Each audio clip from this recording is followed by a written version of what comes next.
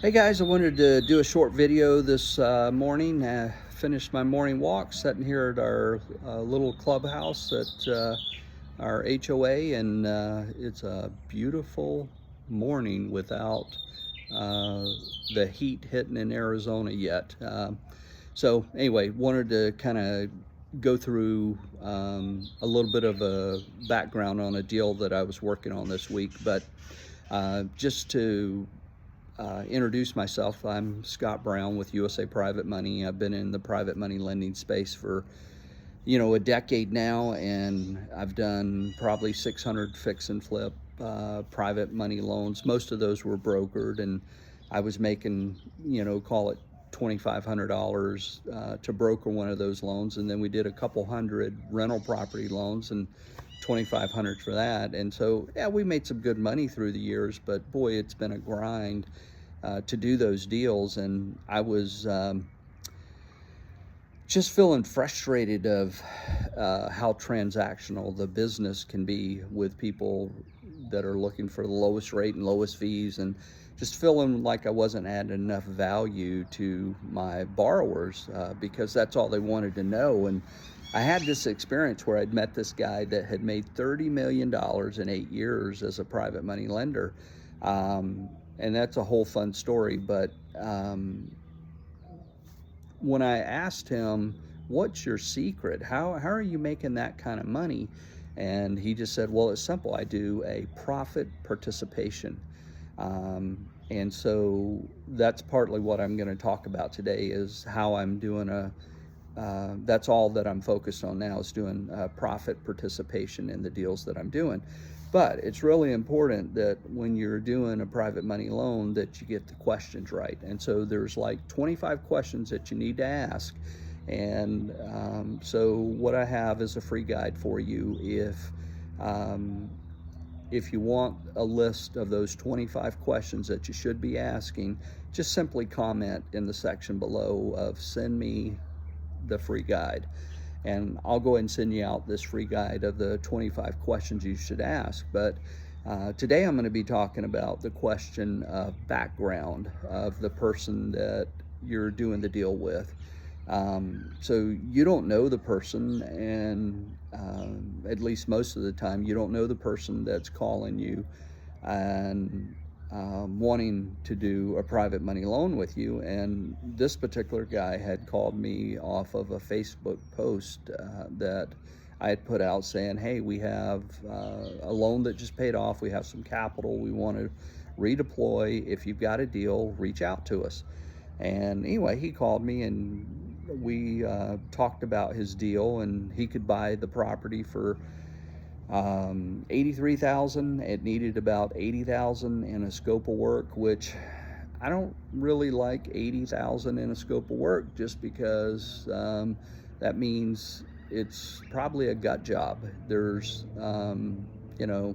plumbing, electrical, HVAC, roofing. I mean, it's probably all the mechanicals that need to be done, and that stuff gets expensive, and it's never goes the way you think it's going to go, etc. And so I wasn't too excited about that, but anyway, I still was listening to him on the deal. And so I asked him, "What's his after repair value? What's the home going to be worth when you fixed it up?" And he said, "About 300." And I was like, "Whoa, those numbers are really good." And so I said, "Well, give me the property address and the details there."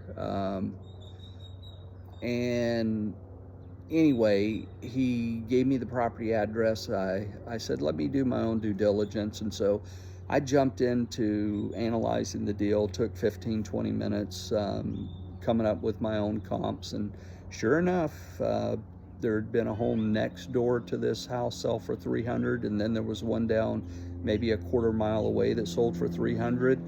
But there were several homes that had sold for under 100,000, and the difference is that they hadn't been renovated yet. So that was in line with his purchase price. And but I discounted it and said, even if it sells for 250, we're going to be good on this thing. And what ended up so that part checked out. And so I then called him back and I said, hey, I've just got some questions for you that before, the property looks good, looks like we might be able to do a deal here. And I said, let me ask you just a few questions. I said, so just to verify, you don't have a criminal background, meaning you haven't been charged with any felonies or having criminal convictions in the last 5 years? And he says, no, I don't have any. I said, okay, what about bankruptcy or foreclosure or any judgments? He goes, nope. I said, okay, well, if that's the case, I said, I do a background check and a credit check, and I just like to ask those questions before I, take you through that whole process, because nobody likes paying $50 to have that come back with these items, and then we end up not being able to do business together. And he said, yeah, no problem. And so I sent him the link to a service called Rent Perfect. Now I want to pause here and just really, really stress how important it is to have this background check and have somebody do a thorough check on them. And I like Rent Perfect because it's for the rental space. And in the rental space, they verify your social security, they verify your driver's license, and then they do a background check, they verify employment. And I like all that with my borrowers because I can show it to my co-lenders that lend with me on deals and show that, hey, we've checked this person out, and they've got a clean background and they've got a decent credit score, and they don't have collections, judgments, bankruptcies, foreclosures, all that kind of stuff, and I'm not saying that I'd never do a deal with somebody that has those items or had them in the past. I'm just saying that I want to know the story and see where it is. And especially if somebody's in the middle of a storm in their life, I don't want to get sucked into that storm with them. So I sent the link for him to fill in his information, and the next morning he called me and says, listen, I got to come clean with you. I have 2 felonies. And I said, okay, well, tell me what's the story. And the story is that it was during COVID. He was a general contractor. He was doing a bid for a project, and they required general liability insurance, and his insurance had expired because he wasn't working. And so instead of telling the company that he didn't have coverage, what he did is he went into Adobe Acrobat and he changed the date on his general liability insurance to show that it was current, and he submitted that as part of his bid process, and they verified that he did not have current insurance and that he had manipulated the date. So they turned him into the state of Arkansas and they prosecuted him for insurance fraud, which, I mean, that's probably the right thing. And anyway, what ended up happening was he was charged with 2 felonies and put on 3 years probation. And I just said, listen, I can't do anything with you, especially the fact that I work with co-lenders. And the most important thing that I do as a private money lender is I have to protect my co-lenders. And it's not about the rate of return, it's about the return of the capital. It's really, really critical that we get into good deals that we can get out of with a profit. And so I just told him I couldn't do the deal. But the way that deal was being structured is that we were charging 5 points, and that was going to be $8,000. $4,000 was going to the co-lenders, and the projected profit that we were going to make was $40,000 for us. And so I would take half, and the co-lenders would get the other half. So that was $24,000 going to the co-lenders on this deal.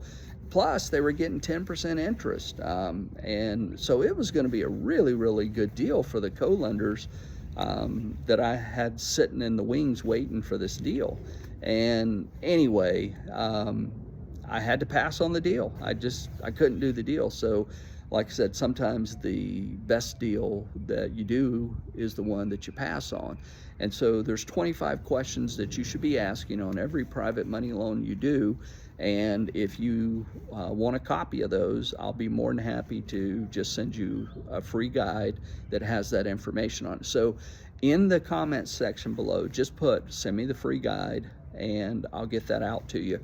And then there's a lot that goes into being a private money lender. If what I discover is that 80% of the people that I'm talking to about being a private money lender would rather just be a co-lender, meaning they don't want to do all the work that I'm doing.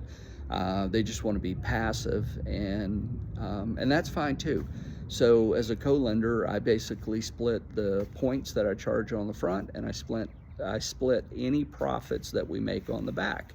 And then, typically there's a preferred rate of return of like 10% that my co-lenders, and I could send you case studies and whatever of deals that we've done. But anyway, I just wanted to get this video out and add some value to the community here of private money lending. And if you have any interest in seeing the deals that we do every month, you can also just add in a comment, add me to your email list, and I'll just send you the deals that I'm doing that come in weekly that I'm working on with co-lenders on. And that's all I got for you for now. I'll be in touch with more great content, and stay tuned.